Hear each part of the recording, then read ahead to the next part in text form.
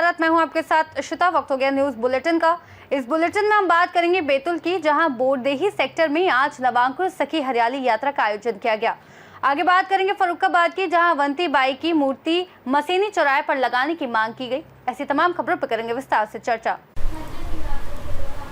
मध्य प्रदेश जन अभियान परिषद विकासखंड आमला जिला बैतूल द्वारा बोरदेही सेक्टर में आज नवांकुर सखी हरियाली यात्रा का आयोजन किया गया, जिसमें मुख्य अतिथि के रूप में सरिता साहू सरपंच, लक्ष्मी नारायण साहू मध्य प्रदेश जन अभियान परिषद विकासखंड समन्वयक, Arvind Mathankar, Shakunbai Makhan education and agrotech welfare society Amla अध्यक्ष आजाब खातरकर, मां रेणुका पर्यावरण विकास समिति अध्यक्ष लखन यादव, जगन्नाथ यदुवंशी सभी लोगों के द्वारा संबोधित किया गया। अरविंद माथानकर ने बताया कि यह त्योहार प्रकृति की सुंदरता और हरियाली का जश्न मनाता है। लोग इस दिन पौधे लगाते हैं और अपने आसपास के वातावरण को हरा भरा बनाने की कोशिश करते हैं। कार्यक्रम में परामर्शदाता छोटे लाल बामने, रवि सोनपुरे, नवांकुर सखी रजनी सोनी, पुष्पलता खतारकर, वैशाली पाटिल, दिला मुमरकर, सुनीता, सरिता, संबलवती, सोनाली, उषा, ममता बड़ी संख्या में नवांकुर सखी उपस्थित रहीं। बैतूल से सीनियर संवाददाता संदीप वाइकर की रिपोर्ट। खबर फर्रुखाबाद से है, जहां अवंती बाई की मूर्ति मसीनी चौराहे पर लगाने की मांग की गई है। अखिल भारतीय लोधी राजपूत कल्याण महासभा के जिला अध्यक्ष पुरुषोत्तम वर्मा ने शुक्रवार को जिला अधिकारी को पत्र देकर महारानी अवंती बाई की मूर्ति मसीनी चौराहे पर लगाए जाने की मांग रखी है। क्या नाम है आपका? पुरुषोत्तम राजपूत, लोधी कल्याण महासभा के जिला अध्यक्ष। अच्छा, आज आप लोग आए इकट्ठा होकर, किस कारण बस आए? ये मसीनी चौराहा पे रानी अवंती बाई की मूर्ति लगवाने के लिए हम लोग आए थे। जो मूर्ति हम लोगों के पास रखी हुई है उसे लगवाएंगे। अच्छा, मूर्ति जो जगह आप लोग मांग रहे हैं, कितने रुपये इसका आपने पहले भी किया था क्या बात? जी। फिर क्या कहा? साहब से मुलाकात करी, उन्होंने एनओसी के लिए वो कहा रोड एनएसओ वालों से। क्या जो मूर्ति के लिए आप लोगों को जगह चाहिए, उस जगह का क्या मिली आपको कि अभी तक नहीं? अभी नहीं। अच्छा, डीएम साहब ने आश्वासन दिया है। हाँ, एनओसी कराने के बाद जगह ना। फर्रुखाबाद से सीनियर संवाददाता आदेश की रिपोर्ट। छत्तीसगढ़ के छुई खदान में 500 बोरी अल्ट्राटेक सीमेंट की धोखाधड़ी का मामला उजागर हुआ है। खुद को सौरभ चांद बताकर फर्जी पहचान से सीमेंट मंगवाने वाले गिरोह का पुलिस ने भंडाफोड़ किया है। धोखाधड़ी के इस मामले में छुई खदान पुलिस की त्वरित कार्रवाई से 3 शातिर आरोपियों को गिरफ्तार किया गया है। पुलिस ने शिकायत पर तत्काल संज्ञान लेते हुए साइबर सेल की मदद से आरोपियों को गिरफ्तार कर न्यायिक हिरासत में भेज दिया है। पुलिस अब गिरोह के अन्य सदस्यों की तलाश में जुटी हुई है। छुई खदान पुलिस की तत्परता और सजगता से बड़ा फर्जीवाड़ा समय रहते उजागर हो सका। खैरागढ़ से सीनियर संवाददाता हेमंत पाल की रिपोर्ट। मुरादाबाद के थाना सिविल लाइंस पुलिस ने बीती रात बड़ी सफलता हासिल करते हुए घुमंतू पंखिया जाति के शातिर लुटेरों के गिरोह के 3 बदमाशों को गिरफ्तार किया है। पुलिस मुठभेड़ के दौरान एक बदमाश के पैर में गोली लगने से वह घायल हो गया, जबकि 2 अन्य बदमाशों को कॉम्बिंग कर दबोचा गया। ये गिरोह सुनार की दुकान में लूट की योजना बना रहा था। घटनास्थल से 2 अन्य बदमाशों को पुलिस ने दबोच लिया। वहीं 2 अन्य बदमाश अंधेरे का फायदा उठाकर फरार हो गए। उनकी तलाश में पुलिस दबिश दे रही है। मौके पर एक तमंचा में 2 जिंदा व 2 खोखा कारतूस, 315 बोर, 2 अवैध चाकू, एक SBI बैंक चेक, 1000 रुपये का पुराना नोट, लूट में इस्तेमाल होने वाला बैग व उपकरण, 60,300 नगद, सोने चांदी के आभूषण, बिना नंबर प्लेट की अपाचे मोटरसाइकिल बरामद की गई। पूछताछ में गिरफ्तार बदमाशों ने कई थाना क्षेत्रों में लूट व चोरी की घटनाओं में शामिल होने की बात स्वीकार की है। ये गिरोह रैकी कर सुनसान मकानों व दुकानों को निशाना बनाता था। देखिए, सीओ सिविल लाइंस और SHO सिविल लाइंस की टीम को एक बड़ी सफलता हाथ लगी है। बेसिकली इन लोगों ने, इनकी टीम ने एक बहुत फेमस घुमंतू जाति का गैंग है, पंखिया गैंग, जो शाहजहाँपुर में निगोही थाने में इनका मेन आवास है, मेन वहीं पे रहते हैं। उसके 3 सदस्य को इन लोगों ने कल अरेस्ट किया है। बेसिकली हमारे इस जनपद में अनेक जगहों पे चोरी की घटनाएं रात में और लूटपाट की घटनाएं संज्ञान में आ रही थी और बहुत जगह घटनाएं हुई भी थी। उसको लेकर के चारों तरफ अलर्ट था और हम लोग लगातार चेकिंग वगैरह करा रहे थे। इसी क्रम में SHO सिविल लाइंस और उनकी जो टीम है उनको अगवानपुर का जो फ्लाईओवर है वहाँ पर कुछ लोग दिखे संदिग्ध, उन लोगों से पूछताछ की गई, वो सभी वहाँ से भागे। लगभग 5 लोग थे वहाँ पर। उसमें से एक ने टीम पे फायर भी किया, जवाबी कार्रवाई हुई, उसमें वो घायल हुआ। उसके बाद उसको तत्काल वहाँ से हॉस्पिटल शिफ्ट किया गया और बाकी 2 लोग वहाँ पे घेराबंदी में और कॉम्बिंग में पकड़े गए। ये तीनों से पूछताछ की गई है। जो घायल हुआ था उसका नाम मंगल है, दूसरा जो है कॉम्बिंग में पकड़ा गया उसका नाम कृष्ण कुमार है और तीसरा अशोक कुमार है। ये तीनों निगोही थाना क्षेत्र के रहने वाले हैं। इसमें मंगल और कृष्ण बाप बेटे हैं और बेसिकली ये बहुत ही फेमस इनफेमस घुमंतू जाति। मुरादाबाद से सीनियर संवाददाता जाबिर हुसैन की रिपोर्ट। नर्मदापुरम जिले में लगातार हो रही बारिश के चलते तवा डैम के 5 गेटों को आज शाम 6 बजे खोलकर तवा नदी में पानी छोड़ा जा रहा है। आज दोपहर में डैम के कैचमेंट एरिया में भारी बारिश हुई है, जिसके चलते बांध प्रबंधन ने पहले ही गेट खोलने का निर्णय ले लिया था।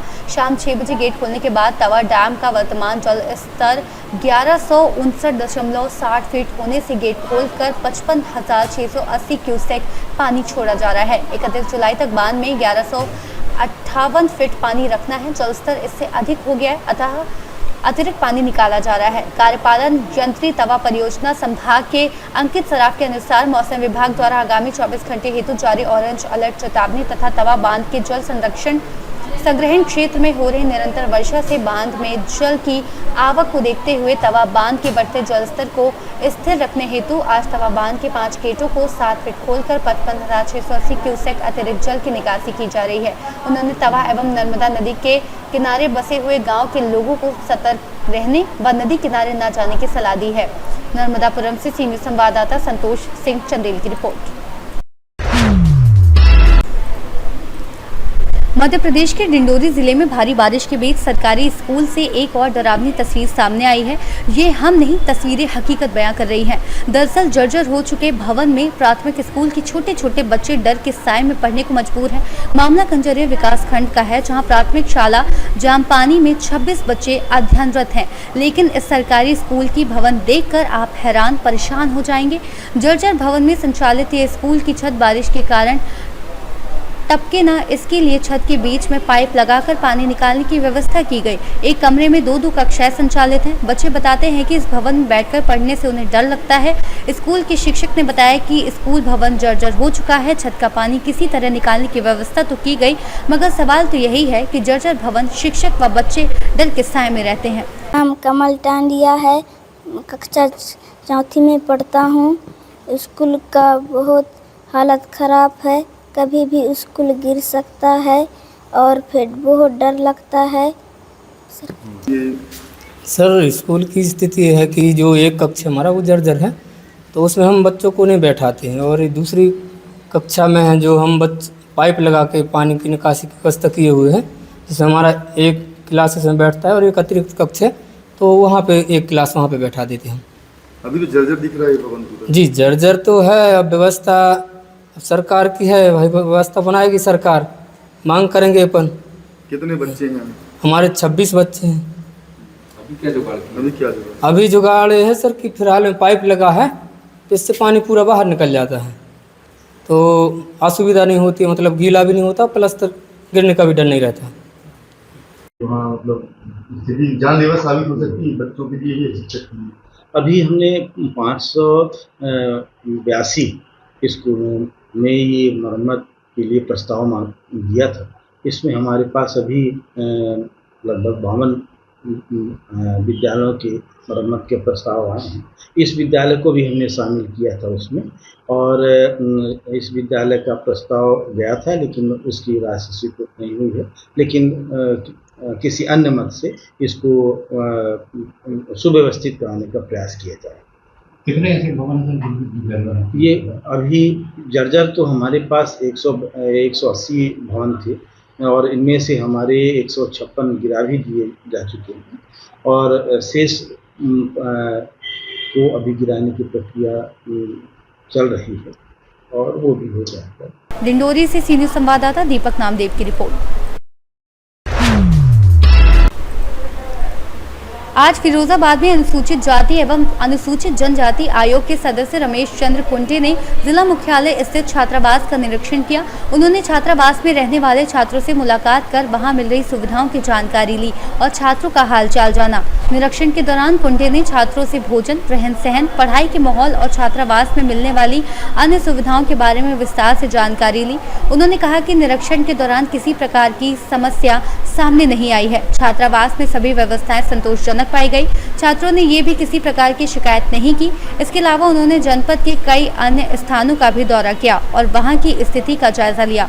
निरीक्षण के दौरान विभागीय अधिकारियों को आवश्यक दिशा निर्देश भी दिए गए। मीडिया से बातचीत करते हुए रमेश चंद्र कुंडे ने क्या कुछ कहा, सुनिए। यहाँ बच्चे जो है पढ़ाई कर रहे हैं, समझे, तो उनके बारे में जानने आए थे कि यहाँ जो बच्चे हमारे रह रहे हैं उनको किसी तरह की कोई जो है छात्रावास की तरफ से असुविधा तो नहीं हो रही, कोई कमी तो नहीं है। उसकी जो है तो मुझे जो देखने को मिला कि जो ठीक ठाक है। मैं स्वयं बच्चों से भी संवाद किया और यहाँ के जो छात्रावास के जो संचालक हैं उनसे भी बात की और कमरों गया, शौचालय दिया, देखा भी, पार कर सब कुछ कहीं मुझे ठीक कोई दिक्कत नहीं। फिरोजाबाद से सीनियर संवाददाता सनेश कुमार गुप्ता की रिपोर्ट।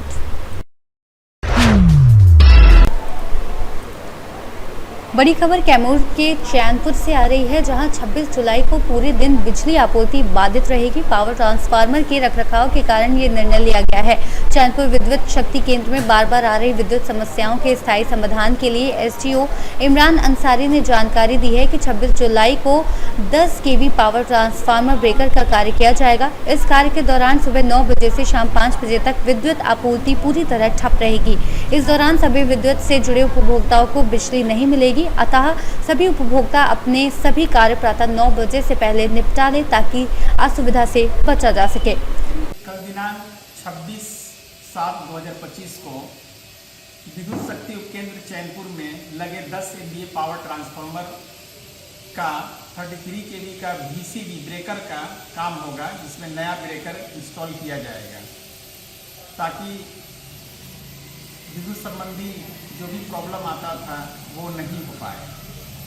इसके लिए कल 9 बजे सुबह से शाम 5 बजे तक सभी विद्युत आपूर्ति फीडर में पावर सप्लाई बंद रहेगा और 5 MVA पावर ट्रांसफार्मर पर हम लोग रोटेशन के आधार पर फीडर को पावर सप्लाई करेंगे। अतः सभी विद्युत उपभोक्ताओं से अपील है कि 9 बजे के पूर्व अपना विद्युत संबंधी कार्य को पूरा कर लेंगे ताकि लाइन बंद होने पर किसी तरह का समस्या नहीं हो। धन्यवाद। कैमूर से सीनियर संवाददाता ओम प्रकाश तिवारी की रिपोर्ट। मुरादाबाद वरिष्ठ पुलिस अधीक्षक के निर्देशन में नशे का अवैध कारोबार करने वाले अपराधियों के विरुद्ध चलाए जा रहे अभियान के अंतर्गत आज पुलिस ने नितिन सागर से 180 ग्राम अवैध अफीम, गौरव कुमार से 140 ग्राम अवैध अफीम व घटना में प्रयुक्त एक मोटरसाइकिल के साथ गिरफ्तार किया गया।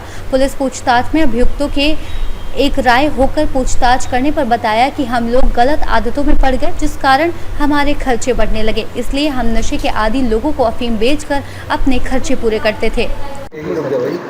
देखिए, सीओ हाईवे और एसएचओ पागबड़ा की टीम लगातार वहाँ के अपराधियों के विरुद्ध कार्य कर रही है और उसी क्रम में इन लोगों ने 2 व्यक्तियों को गिरफ्तार किया है जो नारकोटिक्स में डील करते हैं और बहुत ही फेमस ये नारकोटिक के डीलर्स हैं। इनका नाम नितिन सागर है और गौरव कुमार है। ये नितिन थाना सिविल लाइंस का ही रहने वाला है और गौरव बिलारी का रहने वाला है, थाना बिलारी क्षेत्र का रहने वाला है।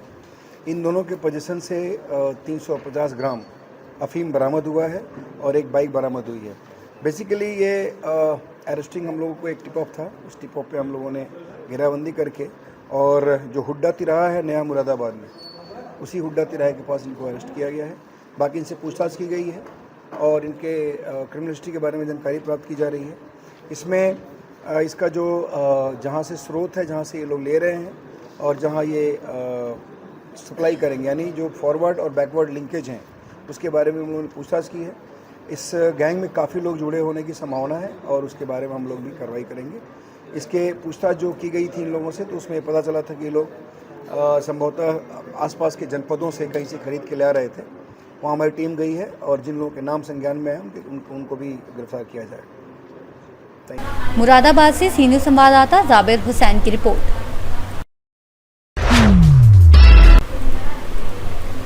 खबर राजगढ़ से है, जहां कस्बे के बस स्टैंड मार्ग पर स्थित राजकीय बालिका उच्च प्राथमिक विद्यालय नंबर 2 राजगढ़ में शुक्रवार को स्कूली बच्चों को स्टेशनरी सामग्री का वितरण किया गया। कार्यक्रम सर्व समाज जागृति संघ के राष्ट्रीय अध्यक्ष सुरेश चंद्र शर्मा के मुख्य आतिथ्य में आयोजित हुआ। कार्यक्रम की अध्यक्षता मुख्य ब्लॉक शिक्षा अधिकारी लीलावती मीना ने की।